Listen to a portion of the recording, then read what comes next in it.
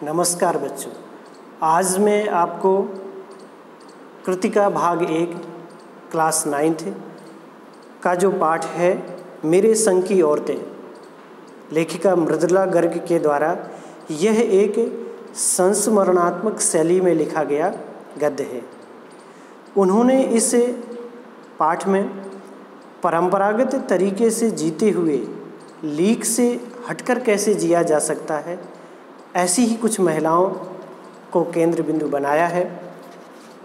इस पाठ में उन्होंने अपने जीवन से जुड़ी हुई महिलाएं, जिसमें नानी, परदादी, उनकी माँ, लेखिका स्वयं और उनकी बहनों, इनकी जीवन से जुड़ी हुई उन घटनाओं का उल्लेख किया है जिससे ये सिद्ध हो सके कि किस तरह से परंपरागत समाज में, परिवार में अपनी निजी आज़ादी को बरकरार रखा जा सकता है, अपने ढंग से जीवन यापन किया जा सकता है। इसका उन्होंने विस्तार से उल्लेख किया है। चूँकि कहानी काफ़ी बड़ी है, इसलिए मैं सुनने वाले सभी से यह आग्रह करूँगा कि समय दें और इस कहानी को पूरा सुनने का प्रयास करें, जिससे आपको कम से कम ये पाठ अच्छी तरीके से समझ में आएगा। लेखिका मृदुला गर्ग का जन्म 25 अक्टूबर 1938 को कोलकाता में हुआ था। उन्होंने अर्थशास्त्र में स्नातकोत्तर की उपाधि हासिल की। तमाम उन्होंने कहानियाँ और उपन्यास लिखे। उन्हें सन 2013 में साहित्य अकादमी पुरस्कार से भी नवाजा गया। लेखिका ने इस पाठ में सबसे पहले नानी की चर्चा की है।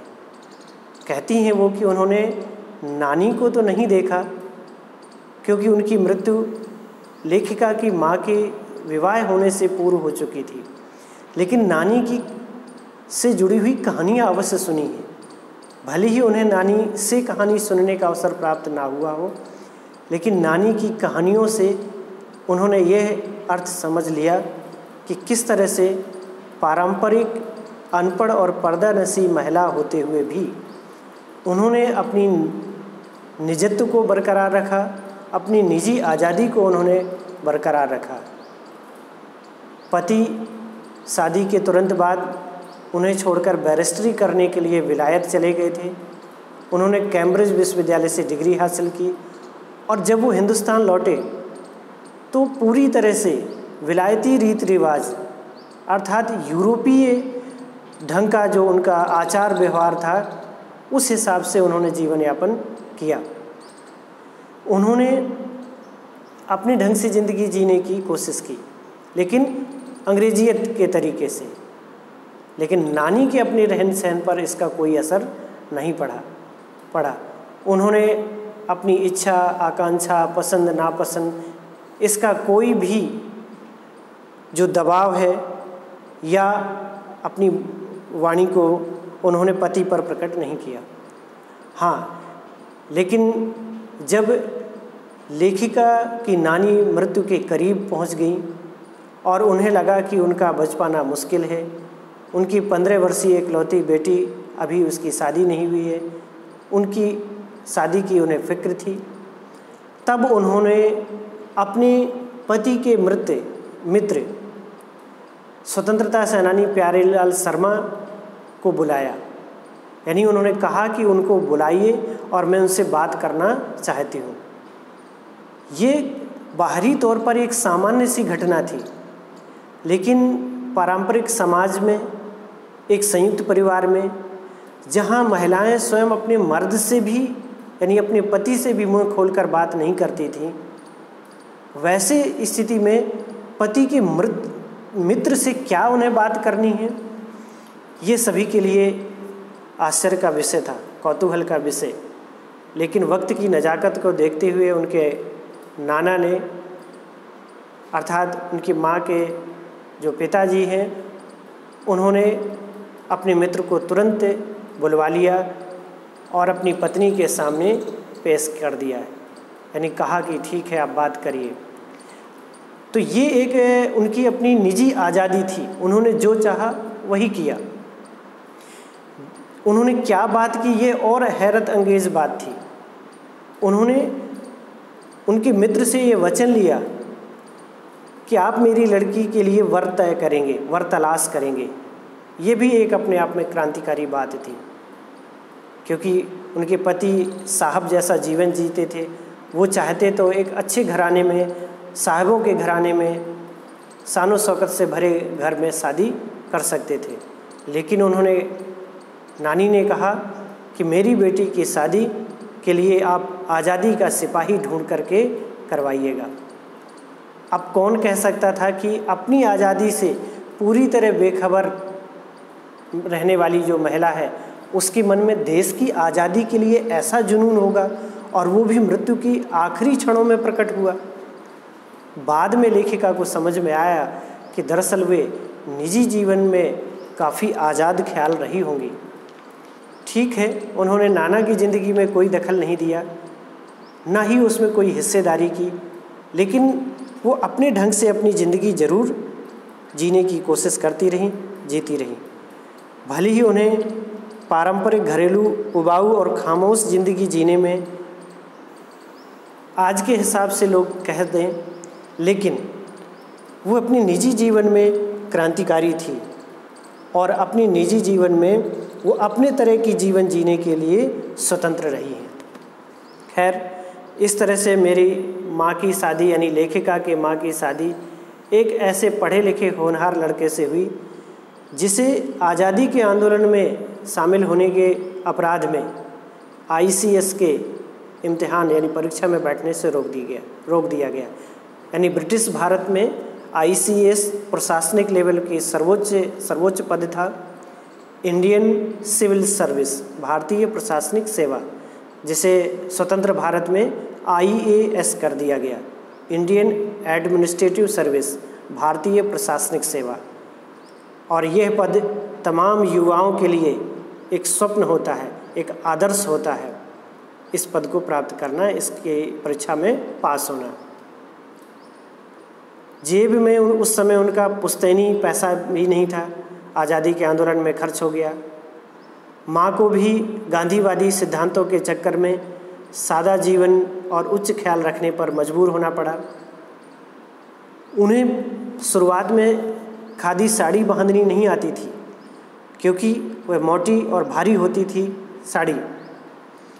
कमर चनका खा जाती थी, यानी बांधने में कमर में भी परेशानी होती थी, ऐसा लगता था जैसे चोट लग जाए।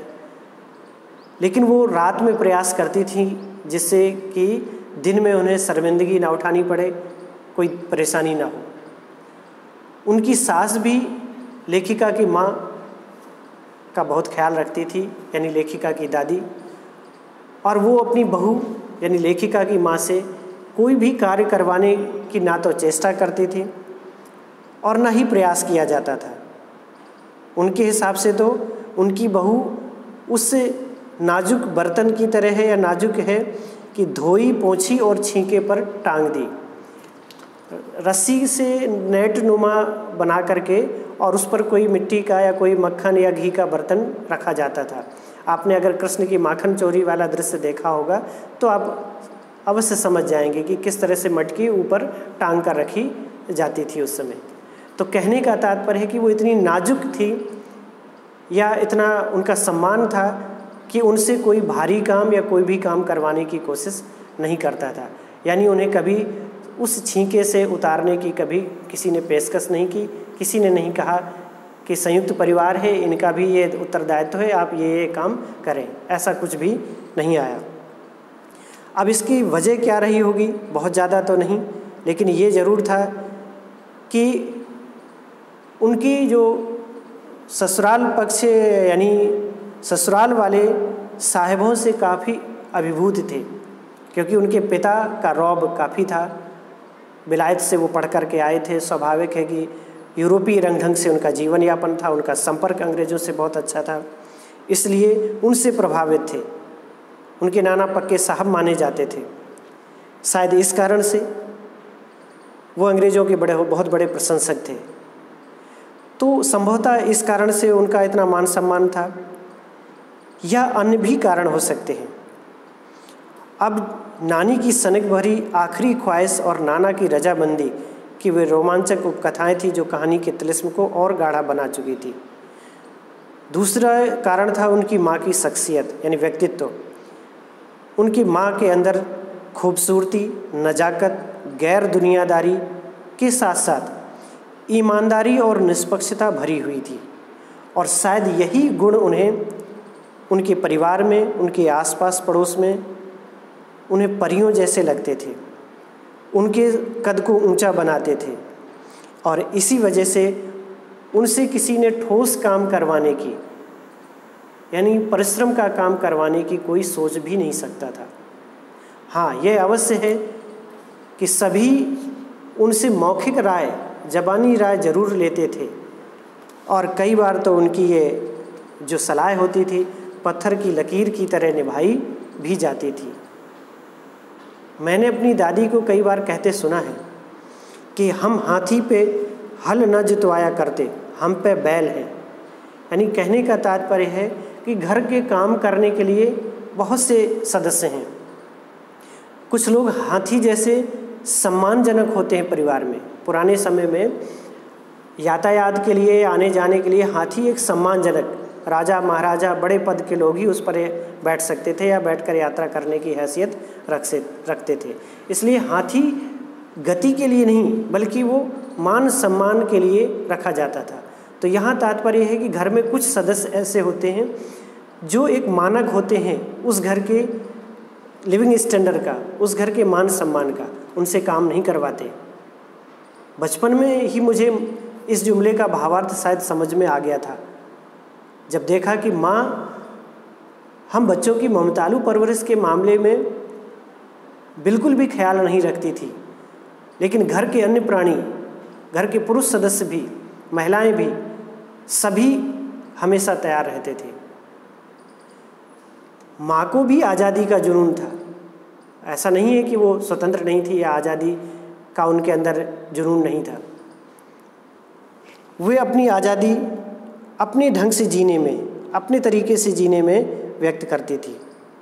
लेखिका कहती है कि हमने अपनी माँ को कभी अन्य भारतीय माँ जैसा नहीं पाया, अर्थात उनकी देखभाल, उनके लिए खाना बनाना, उनकी परवरिश करना, लाड़ प्यार करना, या उन्होंने एक अच्छी पत्नी या बहू होने की सीख दी हो, ऐसा भी नहीं है। उन्होंने कोई घर बार संभालने की सीख दी हो, उन्हें किचन का काम सिखाया हो या कोई अन्य चीज़ें उन्हें सिखाई हो, ऐसा उन्होंने कुछ भी नहीं किया। इसमें उनकी अरुचि का भी कारण था, और दूसरा कारण उनका अधिकांश समय किताबें पढ़ने में बीतता था, कुछ साहित्य चर्चा या संगीत सुनने में, जो वो अपने कमरे में बिस्तर पर लेटे हुए या आराम से तलब जीवन जीते हुए वो करती थी। हमारे परंपरागत दादा दादी और उनकी ससुराल के अन्य सदस्य उन्हें नाम ना धरते थे, यानी इसके लिए उन्हें कोई दोष नहीं देता था, कोई उन्हें कुछ भी नहीं कहता था। पहले भी कारण आ चुका है, संभवतः ससुराल पक्ष के लोगों का मायके पक्ष के लोगों के प्रति अधिक श्रद्धा का भाव, वो उनके साहिबी खानदान के रौब से अधिक प्रभावित थे। और दूसरा अन्य कारण ये था कि उनकी माँ कभी झूठ नहीं बोलती थी, इसलिए उन्हें घर वालों का सम्मान मिलता था। दूसरा, वो गोपनीय बातों को, किसी की गोपनीय बातों को जाहिर नहीं करती थी, यानी किसी अन्य से नहीं कहती थी, इसलिए उन्हें बाहर वाले सदस्यों की भी दोस्ती प्राप्त हुई। खैर, माँ की भूमिका तो उनके पिताजी ही निभाते रहे। इसी कारण से जो इनकी परवरिश में माँ का कोई योगदान ना होने के कारण या माँ की देखभाल ना होने के कारण पिताजी का अत्यधिक ख्याल रखना, इसलिए उन्हें इतनी आज़ादी मिली कि वो भी अपने आप में स्वतंत्र रह सकी और अपने ढंग से जीवन जीने की जो सीख है उन्हें बचपन से मिली। उनकी भी निजता में, प्राइवेसी में कोई दखल नहीं देता था। 6 बच्चों और सास ससुर जैसे भरे पूरे परिवार में भी उनकी प्राइवेसी को बनाए रखा गया, यानी वो अपने ढंग से, अपनी आज़ादी से अपना जीवन यापन सभी करते थे। लेखिका ने कहा है कि लीक से खिसके अपने पूर्वजों में, यानी परंपरा से हटकर जीवन जीने के ढंग से जो पूर्वजों का जो ढंग था उसमें माँ और नानी ही रही होती तो गनीमत थी। उनकी एक परदादी थी, उन्हें भी पंक्ति से अलग, पंक्ति से बाहर चलने का बड़ा शौक था। उन्होंने जैन धर्म के नियमानुसार यह एक प्रण लिया था कि मेरे पास कभी 2 से ज़्यादा धोतियाँ होंगी तो वो तीसरी को दान कर देंगी। यह भी एक छोटी सी सनक थी, लेकिन सबसे बड़ी बात तो तब दिखाई दी कि जब लेखिका की माँ पहली बार गर्भवती हुई। तो समाज में, परंपरागत समाज में सामान्यतः पहली संतान के रूप में बेटे की कामना की जाती है या समाज बेटे की कामना करता है, लेकिन परदादी ने पहली संतान के रूप में लड़की की कामना की। उन्होंने भगवान से लड़की जन्म लेने की मन्नत मांगी और इसका खुलेआम ऐलान कर दिया। कारण क्या था किसी को पता नहीं, कोई विशेष कारण नहीं, लेकिन लोगों को लगता था कि परदादी का भगवान से सीधा रिश्ता है, सीधा तार जुड़ा हुआ है। वो जो सोचती हैं, जो भगवान से मांगती हैं, भगवान उन्हें दे देते हैं, तुरंत तथास्तु कह देते हैं। ऐसा कई और मामलों में भी देखा गया था और उनके खानदान में पहले भी कन्याएं हुई हैं। ऐसा नहीं है कि उन्हें कन्यादान करने का पुण्य ना प्राप्त हुआ हो। उनके पिताजी के और दादाजी की भी बहनें थीं, तो ये कोई बड़ा कारण नहीं था। लेकिन उनकी मन्नत मानी गई और भगवान ने उन्हें तथास्तु कहकर आशीर्वाद दिया और उसका परिणाम यह हुआ कि एक नहीं, क्रम से पूरी 5 कन्याएं पैदा हुई, धरती पर उतार दी गई। अब भगवान को क्या कहें, माँ जी के सामने तो एक दूसरी घटना है कि नामी ग्रामी चोर भी अफरा तफरी में आ जाता है, भगवान भी आ गए होंगे। उनके जीवन से जुड़ी हुई दूसरी कहानी ये है कि एक बार नकुड़ की हवेली, यानी गांव में जो उनकी हवेली थी, उसके तमाम जो पुरुष यानी मर्द थे वो बारात में दूसरे गांव गए हुए थे और विवाह के अवसर पर औरतें रात्रि में अभिनय और संगीत करती हैं, रत जगह, उसके लिए वे दूसरे के घर में गई हुई थी। नाच गाने और ढोलक की थाप के शोर में एक चोर ने सेंध लगा ली, यानी दीवार खोद करके या दीवार को करके अंदर घुस आया। किसी को खबर नहीं क्योंकि बाहर संगीत का शोरगुल था, लेकिन बदकिस्मत से वह चोर जिस कमरे में घुसा उसमें उनकी परदादी सोई हुई थी और वो भी उस दिन अपना स्थायी कमरा छोड़ करके संगीत के शोर से बचने के लिए उस कमरे में सो गई थी। जो सेंध लगाते थे अक्सर वो घर के हालचाल उन्हें पता होते थे, घर के सारे घटनाक्रम पता होते थे। जैसे कहें कि रेकी कर ली थी उन्हें पता होता था। लेकिन आज उनकी ये पुरखिन जगह बदल लेगी, यह चोर भी बेचारा नहीं सोच पाया था।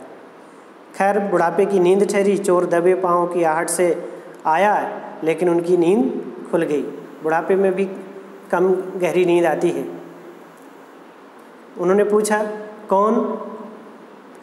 चोर ने बेचारा वही परंपरागत जवाब, और या कहिए कि अचानक इस तरह के प्रश्न ने उसे असहज कर दिया और उसने कहा जी मैं। माँ जी ने कहा पानी पिला। चोर बेचारा झिझक गया, वो तो आया है चोरी करने, अब पानी कैसे पिलाए? बोले जी मैं। तब तक माँ जी ने अपने बिस्तर के पास रखे हुए लोटे को टटोल करके उठा लिया और कहा कि कुएं से पानी भर ला, पर देख कपड़ा कसकर बांधे रखियो और तरीके से छानियो। दादी के कहने का उद्देश्य ये था कि लोटे के मुंह पर कपड़ा बांध लेना और पानी को छान करके भरना साफ। कई बार कुएं के पानी में छोटे छोटे कीड़े हो जाते हैं, इसलिए छान कर भरने का। लेकिन चोर ने हड़बड़ाहट में उसका अलग ही अर्थ लगाया। उसने सोचा कि अंधेरे में इनको ये कैसे दिख गया कि उसके मुंह पर कपड़ा बंधा हुआ है और कमर में भांग। तो भांग एक नशीला पौधा है जिसकी पत्तियों को सुखाकर कूट कर नशे के रूप में इस्तेमाल किया जाता है, हल्के फुल्के नशे के रूप में। तो उसकी कमर में भांग की पोटली बंधी हुई थी।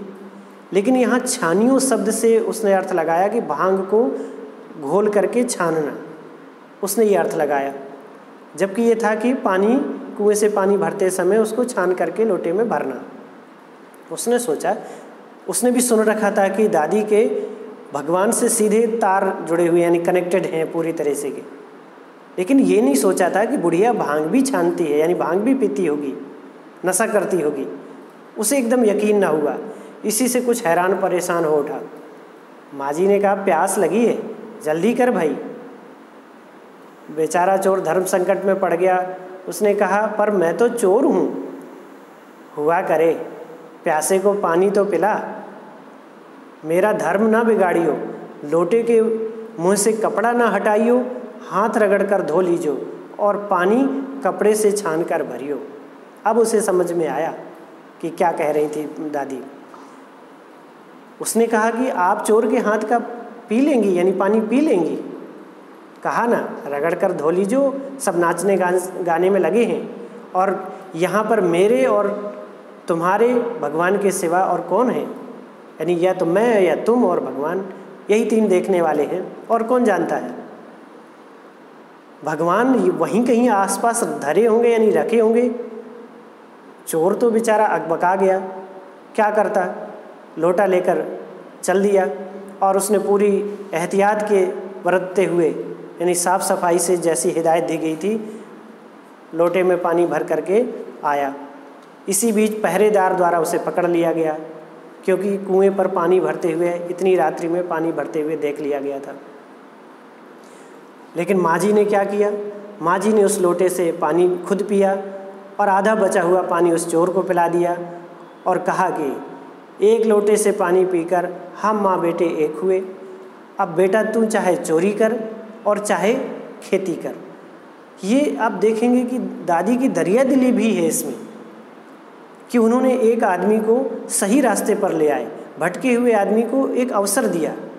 यदि रोजगार का लोगों को विकल्प आज भी उपलब्ध हो तो सामान्यतः चोरी करना या दूसरे अपराध में शामिल होने की संख्या अपने आप कम हो जाएगी।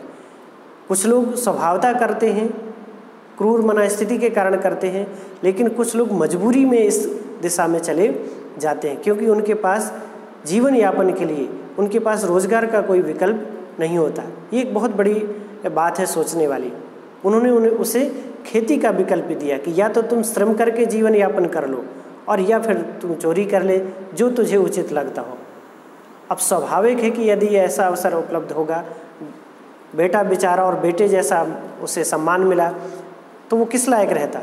उसने अपना चोरी जैसा रोमांचक धंधा छोड़ करके खेती में लग गया और सालों साल उस परिवार के में खेती करता रहा। लेखिका कहती है कि मैंने तो उसे बूढ़ी अवस्था में, बुढ़ापे की अवस्था में देखा है, डरा डरा हैरान सा, लेकिन उसको देखते ही उस ज़माने की सारी बातें याद हो आती हैं। अब खानदानी विरासत कहिए, यह जीवाणुओं का प्रकोप, ये लड़कियां भी पांचों किसी हीन भावना से ग्रसित नहीं थी, क्योंकि उनकी परवरिश आज़ादी के माहौल में हुई थी।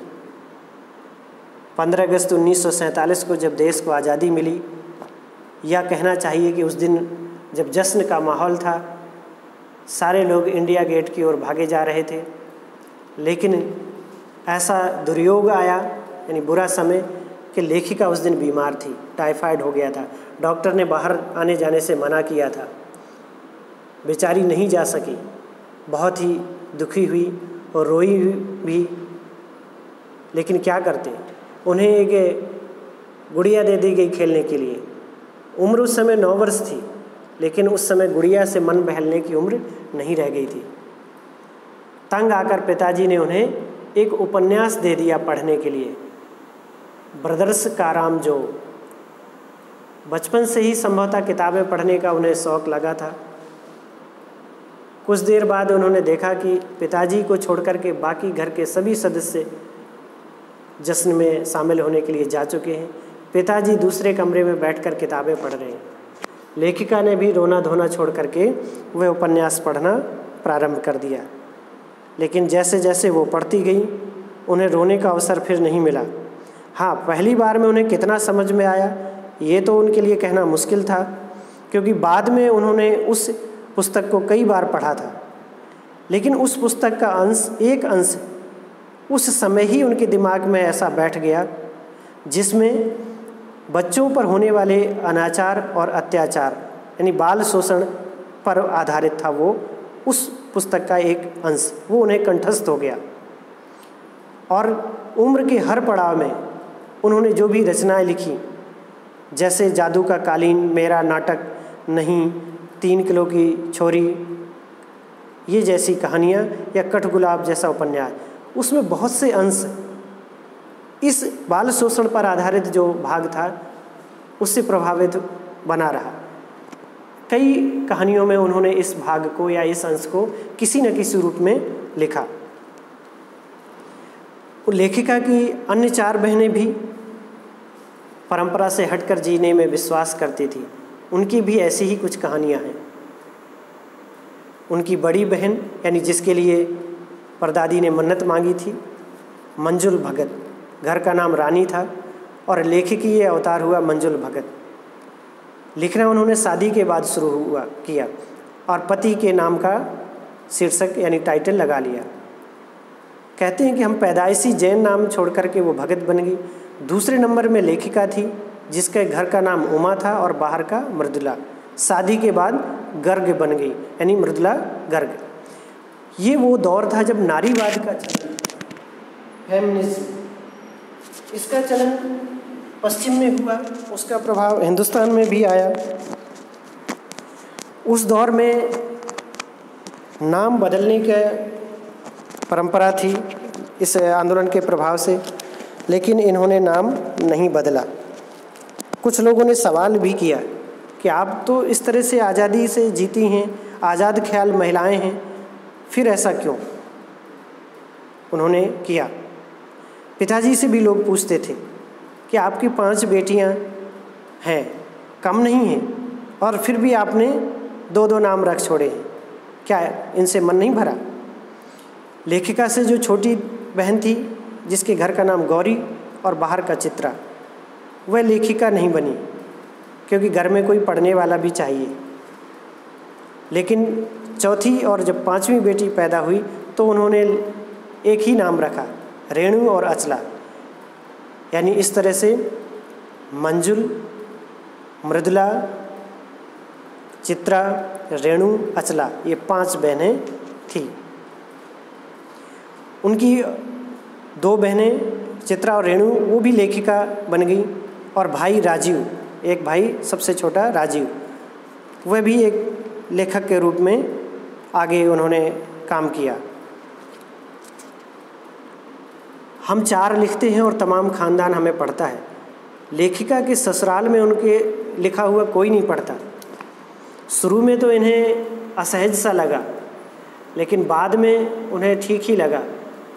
अन्यथा घर में ही उन्हें आलोचना का शिकार होना पड़ता है, यानी उनकी रचनाओं पर आलोचनाएं होने लगती, यानी उसका विचार विमर्श होने लगता। लेखिका उन आदेवियों यानी उन अपनी बहनों की भी बात करना चाहती हैं जो परदादी की मन्नत के परिणाम स्वरूप जन्मी थी। उनकी जो बहनें हैं उनमें से एक रेणु, चौथे नंबर की रेणु, वह भी लीक से खिसकी हुई। उसका आलम तो ये था कि वो जब उनको लेने के लिए घर से गाड़ी जाती तो अचला तो गाड़ी पर बैठकर घर वापस आ जाती, लेकिन रेणु पैदल आती थी। उसका मानना था कि इतनी कम दूरी गाड़ी से तय करना ये सामंतशाही का प्रतीक है, इसे तो सामान्यतः पैदल ही चलकर पूरा करना चाहिए। इस तरह का उसका विचार था। लोग देखते कि एक बहन गाड़ी में बैठकर आ रही है और दूसरे उसके पीछे पीछे पसीने से तरबतर धीरे धीरे चली आ रही है। एक बार उसने बचपन में जनरल थिमैया को पत्र लिख करके उनका फ़ोटो, उनका चित्र मंगवा लिया था। एक मोटरसाइकिल सवार आकर के दे गया था। तब से उसका पड़ोस में काफ़ी रुतबा बढ़ गया। कहने का तात्पर्य है कि वो अपनी जो जिद करती थी, जो सोचती थी, वो पूरा करती थी। परीक्षाएं देने में उनका ज़्यादा मन नहीं लगता था। स्कूलिंग यानी स्कूल की पढ़ाई 12वीं तक की तो उसने कर ली, लेकिन जब बीए अर्थात ग्रेजुएशन की पढ़ाई का अवसर आया तो वो अड़ गई। बोले आप पहले सभी मुझे ये समझाओ कि बीए करना क्यों ज़रूरी है, तभी मैं परीक्षा दूंगी। लोगों ने तरह तरह के तर्क दिए, तुम नौकरी कर पाओगी, शादी कर पाओगी, लोग इज्जत से देखेंगे, कई तरीके के। लेकिन वो ना तो उसे उन तर्कों पर विश्वास हुआ और ना ही तर्क देने वालों पर। अंततः पिताजी ने उसी कुतर्क का सहारा लिया जो माँ बाप युगों से देते आ रहे हैं कि बीए करो क्योंकि मैं कह रहा हूँ। पिताजी की आज्ञा मान करके बीए तो जैसे तैसे कर लिया, सिर्फ पास होने लायक नंबर, इस तरह का उसका स्वभाव था। यदि उसे कोई इत्र भेंट कर देता तो वो जवाब देती, नहीं चाहिए, मैं तो नहाती हूँ, यानी देने वाले को ही हतोत्साहित कर देती। तीसरे नंबर की चित्रा कॉलेज पढ़ने जाती थी। उसके अंक इसलिए कम आते थे क्योंकि वो स्वयं पढ़ने से ज़्यादा दूसरों को पढ़ाने में दिलचस्पी लेती थी, इसलिए उनके मित्रों शागिर्दों के नंबर ज़्यादा आ जाते थे। एक बार उसे एक लड़का पसंद आ गया और उसने उसको पहली ही भेंट में, पहली ही मुलाकात में कह दिया कि मैं जो सोच लेती हूँ वो होकर रहता है, मैं तुमसे ही शादी करूँगी। उस लड़के ने भी सरेंडर कर दिया, हथियार डाल दिए और उसी से शादी की। हम सबसे छोटी बहन अचला काफ़ी दिनों तक तो कम खिसकी हुई मालूम पड़ती रही। पिताजी का कहना मानकर उसने अर्थशास्त्र किया में डिग्री हासिल की, पत्रकारिता में एडमिशन लिया, ढंग से पढ़ाई की और फिर पिता की पसंद से शादी भी की। लेकिन शादी के बाद 30 वर्ष तक पहुँचते पहुँचते उसको भी लिखने का रोग लग गया। लेखिका कहती है, हम सभी बहनों ने घर बार को यानी अपनी गृहस्थी को भले ही परंपरागत तरीके से ना चलाया हो, लेकिन उसे तोड़ा भी नहीं, क्योंकि उनका भरोसा था, उनका विश्वास था कि मर्द बदलने से कोई प्रयोजन यानी उद्देश्य सिद्ध नहीं होता। घर के भीतर रहते हुए भी हम अपनी मर्जी से जी लें, यही काफ़ी है, यानी यही वास्तविक आज़ादी है। यानी समाज के दायरों को विध्वंस करने से बेहतर है कि अपनी निजी आज़ादी को बरकरार रखा जाए। शादी के बाद लेखिका बिहार के एक छोटे से कस्बे डालमिया नगर में रहने चली गई। दिल्ली से कॉलेज की नौकरी छोड़कर वहाँ वो गई थी। उन्होंने नाटक करने, रंगमंच पर काम करने का प्रयास किया और जब वहाँ के समाज को जकड़े हुए समाज को देखा कि वहाँ की महिलाएं अपने ही मर्द से ढंग से सीधे मुँह बात नहीं कर पाती हैं, पराए मर्दों के साथ अभिनय में वो कैसे शामिल होंगी। लेकिन जैसे तैसे वहाँ महिलाओं को तैयार किया और उन्होंने 4 साल तक कई नाटक मंच पर अभिनीत किए। अकाल राहत कोष के लिए उन्होंने पैसा भी इकट्ठा किया। वहाँ से निकली तो वो कर्नाटक चली गई, छोटे से कस्बे बागलकोट में। तब तक उनके 2 बच्चे हो चुके थे, स्कूल जाने लायक, लेकिन वहाँ कोई ढंग का स्कूल नहीं था। लोगों की राय पर उन्होंने कैथोलिक बिशप से रिक्वेस्ट की, एक सीमेंट के छोटे से कारखाने से आर्थिक मदद लेनी चाहिए प्राइमरी स्कूल खोलने के लिए। लेकिन चूंकि क्रिश्चियन जनसंख्या वहाँ कम होने के कारण उन्होंने मना कर दिया, या ऐसी कठिन शर्त रखी कि यदि आप ये वचन दें कि ये स्कूल 100 वर्ष तक चलेगा तो हम खोल सकते हैं। लेकिन 100 वर्ष उन्होंने एक कड़ा जवाब देते हुए कहा कि स्कूल को तो छोड़िए, किसी भी वस्तु या व्यक्ति के बारे में नहीं कहा जा सकता कि वो 100 वर्ष तक चलेगा। अंततः वहाँ से कोई मदद नहीं मिली, लेकिन फिर भी उन्होंने हिम्मत नहीं हारी। अपने कुछ मित्रों और साथियों के साथ मिल करके उन्होंने अंग्रेजी, हिंदी, कन्नड़ तीनों भाषाओं में पढ़ाने वाला एक प्राइमरी स्कूल कर्नाटक वहाँ खोल दिया कर्नाटक में, और सरकार से मान्यता भी उन्होंने ले ली। वो स्कूल चलता रहा।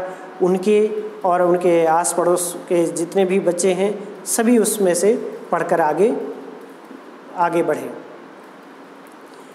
सबसे ज़्यादा उसने मंच पर यानी इस जिद्दीपन का नमूना उनके कई रचनाओं के कई पात्रों में उभर करके आता है। ऐसे अनेक मौके आए जहाँ उनकी रचनाओं में ये उनकी जो अपनी निजी जिद थी वो भी उभर कर आई। लीक से खिसका अपनी राह खुद तलाशता रहा उनका वो लेखन। उनकी छोटी बहन रेणुका, वह 1950 का जो दौर रहा होगा, उसके बारे में उन्होंने एक घटना का उल्लेख किया है। दिल्ली की एक रात 9 इंच बारिश हुई हो चुकी थी और बारिश में नाले परनाले, सड़क, पुल सभी जगह पानी भर गया, यातायात ठप। बारिश तो बंद हो गई सुबह, लेकिन सरकारी दफ्तरों में फाइलें पानी में तैर रही थी। सड़क पर कोई वाहन नहीं। यानी इससे अनुमान लगाया जा सकता है कि स्कूल तो बंद ही होगा। स्कूल की बस भी नहीं आई। सभी ने रेणु को कहा कि आज स्कूल बंद होगा, लेकिन उसने क्या कहा कि आपको कैसे पता, या आपको किसने बताया, क्या कोई सूचना आई है? और वह अकेले चल दी पैदल स्कूल। गनीमत है कि उस समय बारिश बंद थी, सड़कों पर पानी था। रेणु 2 मील चलकर स्कूल पहुंची। गेट कीपर, चौकीदार रेणु को देखकर दंग रह गया, क्योंकि वास्तव में कोई बच्चा स्कूल नहीं आया था। लगभग सहज है अनुमान करना कि आज स्कूल बंद होगा, लेकिन रेणु के चेहरे पर कोई मलाल यानी कोई दुख नहीं था, कोई पश्चाताप नहीं था। जब वो घर लौट करके आई तो सबने कहा कि हमने तो पहले ही कहा था कि स्कूल बंद होगा। तो उसने कहा कि उसका जवाब कि स्कूल बंद था तो मैं वापस आ गई, इसमें आपका कहना कहाँ से आ गया बीच में? यानी उसे आने जाने में ना तो कोई तकलीफ हुई, उसकी अपनी जिद की उसे नियमित स्कूल जाना चाहिए तो जाना चाहिए। स्कूल बंद है तो ठीक है, वो वापस आ गई।